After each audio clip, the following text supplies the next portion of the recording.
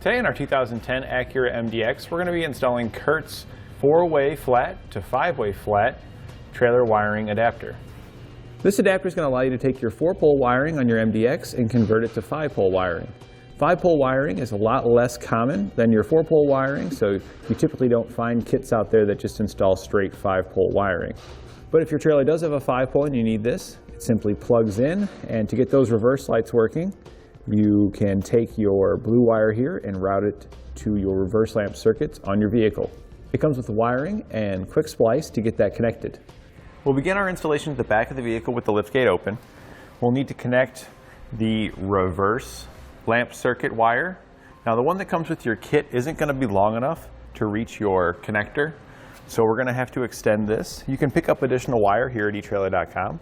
We'll access our reverse lamp circuit located behind the grommet here in the upper left behind our lift gate. We'll just want to take that and pull that back to reveal our wiring. And we want the small brown wire that's in here. This is going to be our reverse lamp circuit. Now that we've got our brown wire separated from the rest of the wiring, we'll slide the quick splice that comes with the kit over the brown wire, just like that. We'll take our new wire, slide it into the other end of our quick splice there, and then use a pair of pliers or channel locks to crush the splice down into the wires.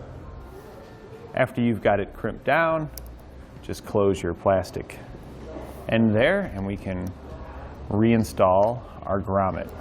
It's not a bad idea to maybe poke a hole in here and you can feed that wire out through that hole. So we're just going to take a small screwdriver here, try and stay towards the bottom, poke a hole through it with our screwdriver.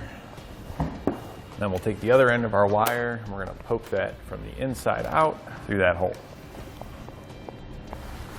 And you can further seal that up with a little bit of black silicone. If you need some silicone, you can pick some up here at etrailer.com.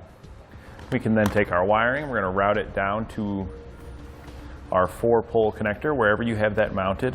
Our customer has his mounted outside the vehicle, so that's where we're going to be routing it. If yours was inside the vehicle, then you could simply come down and just wrap it around the weather stripping down here below. So once you get about that far, I'm just going to pull back the weather stripping, and we're just going to follow the weather stripping down.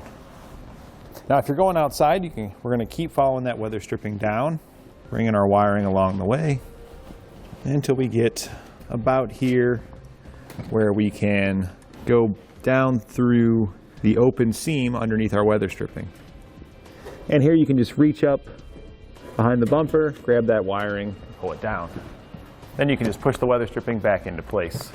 If it does get up above your panel here, you can kind of pop that up to get it tucked back under. Now we're under our vehicle. We've got our wire that we ran down. We can go ahead and trim off any excess that we've got there. I want to make sure we've got some so we can connect it to our blue wire here. So we're just going to trim that up about there. Now we'll take our blue wire, we're going to strip it back. We'll take the wire that we ran down, we're going to strip it back as well. And now we'll crimp the two together. Now your kit doesn't come with any crimps. We're using a heat shrink butt connector for ours. And again, our customer has his wiring routed outside the vehicle, where typically on your MDX, it's going to be inside. If it was inside the vehicle, you likely wouldn't need to extend the wire longer like we did. So then we'll just crimp the other end onto our white wire, and then we can heat shrink it down.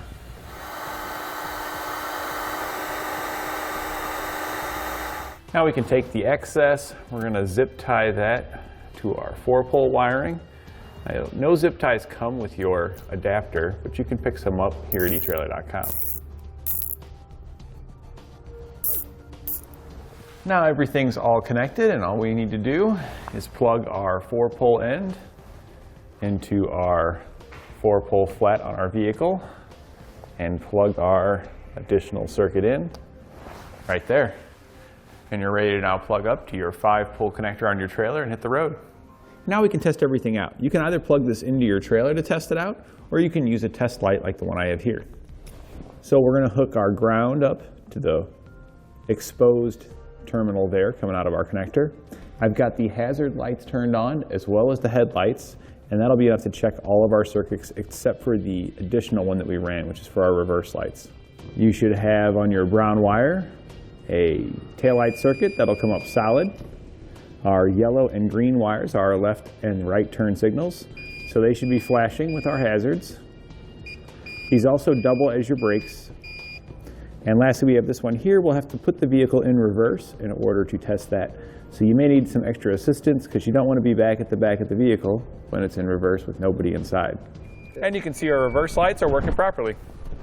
And that completes our installation of Curt's 4-way flat to 5-way flat trailer adapter on our 2010 Acura MDX.